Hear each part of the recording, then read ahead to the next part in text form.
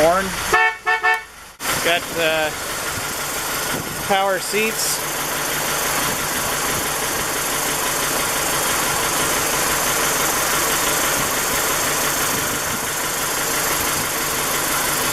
They also raise up.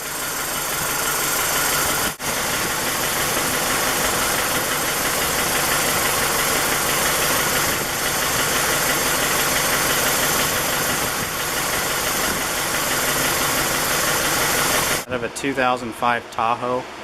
They're kind of neat because they've got the integrated seat belt, so everything's tied in. Now when you have an integrated seat belt to the seat, it's really important that the seat is well fastened to the floor, so that in the case of an accident, of course everybody's protected inside and the seat doesn't come ripping out. So there are 4 fasteners that hold the seat frame to the back side of the seat, and then these plates were welded in underneath. They're plug welded in there, and then the fasteners welded in, so you can just bolt them straight down from the floor down. But these are pretty good. They're I'd say it's roughly like a 3.5 or 4 inch by 4 inch plate. It's 1/4 inch thick, so they're on both sides of the seat frame. Seat frame was primarily TIG welded together, with exception to a few little things, but you can see it's been undercoated now, so it's hard to see, but the TIG welds have been welded together just to ensure that we've got a nice heavy solid deal. Grade 8 bolts have been used throughout the whole thing, and then there's 4 mounting tabs along the back, so you can kind of see one here. See a lot of the work that was done. The bolts aren't all fastened down on the back of the seat right now, but you can kind of get an idea. There's the other one on that side, and then there's a 4th one on the far end. So we've got 6 total mounting locations on that seat frame, plus the mounts of the seat to the frame itself. So everything, this one's also power, both power seats. Just wanted to show the rear. Everything's been carpeted. It's kind of dirty because everything's been sitting in my shop as we're working on it, so it needs a bit of detailing, but seats look great. Original jump seats. The frames of these have been powder coated with all new stainless hardware, all new seals around the hard top. The entire interior was sprayed with a reduced undercoating, which gave it a little bit more of a satin black finish. The idea was to try to basically duplicate the customer's X5 BMW, which the majority of his interior was kind of a black plastic. Obviously the Cruiser's metal, so I wanted to find something that would, you know, contrast with the same kind of accents of the X5 BMW, but yet still stay true to a Land Cruiser. I'm not going to cover everything in plastic, so we sprayed it with a reduced undercoating, which gives it a satiny finish. But I also rolled it around the edge so that you've got the paint, base coat, clear coat, and then you can see the contrasting line between here. So wherever the doors come together, you've got the reduced undercoating, and that's sprayed all through the interior. The entire floor was sprayed with the undercoating, so it's made for a really nice finish. Front fenders here and the hood, which have all been prepped to the point that they're about ready for primer and final coatings. Here's our guard dog. He's not much of a guard dog, he's kind of more of a pansy. Huh, Newman? Yeah. That's the real guard dog. That's Mama right there, Lena. Huh, girl? Huh, Lena? She looks over the place, makes sure nobody is up to any kind of shenanigans around here. She's a good girl.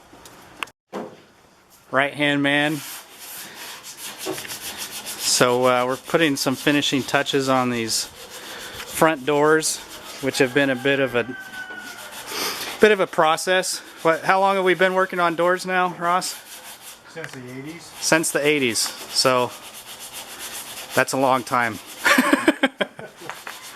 But anyway, they're coming along. We're getting really close to getting these things knocked out. So the entire underside of this tub, which was a new Pilgrim's tub, has been undercoated. Kind of helps with some sound deadening and definitely with the protection of it. So brake, clutch pedal, everything's been powder coated in a platinum wrinkle finish. Accelerator pedal.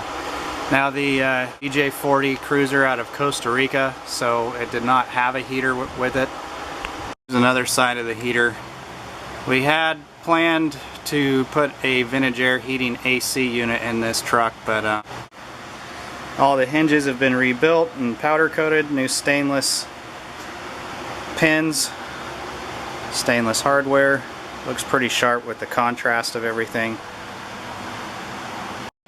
The side steps here I sprayed in a reduced undercoating from Raptor. It's a U-pole product, and it made for a nice, it's kind of dusty and has some stuff on it right now, but makes for a nice durable coating so you can step on and off of it. It's not slippery like paint, and it's going to hold up over time. So as opposed to painting these to match, we went ahead and went with the undercoating finish. Wanted to show again the contrast between the base coat paint and the undercoating line. This is the undercoating line, which rolls into the interior. I put the undercoating anywhere where two panels would meet. This was a custom, we trimmed off the original flange that sticks out along here. Cut it all off and welded everything and metal finished it down.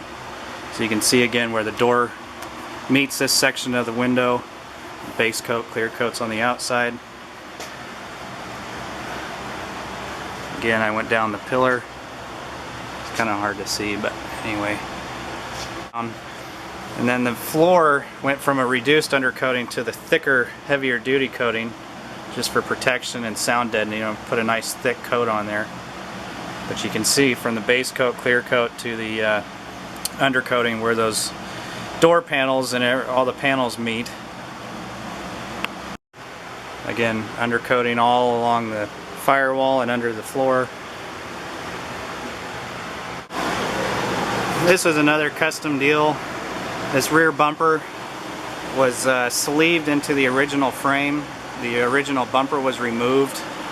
The rear of the tub was trimmed out and rolled around the rear bumper. I'm not a big fan of exhaust systems that stick out, so I made for a nice tight fit up underneath there, so that the exhaust is kind of hidden away, just kind of peeks itself out.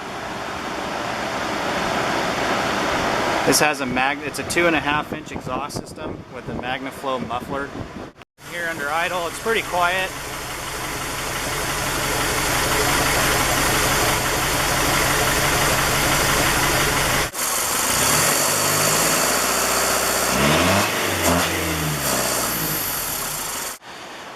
Here are the skirts, which again have already been painted. They've got a undercoating where the hood meets the skirt just to keep it protected, keep the paint from chipping, which happens. Paint's not indestructible, so might as well put a coating that will stand up. I put the same coating along here wherever body panels match together. You can see it's all along the bottom edge. So I take excessive attention to detail.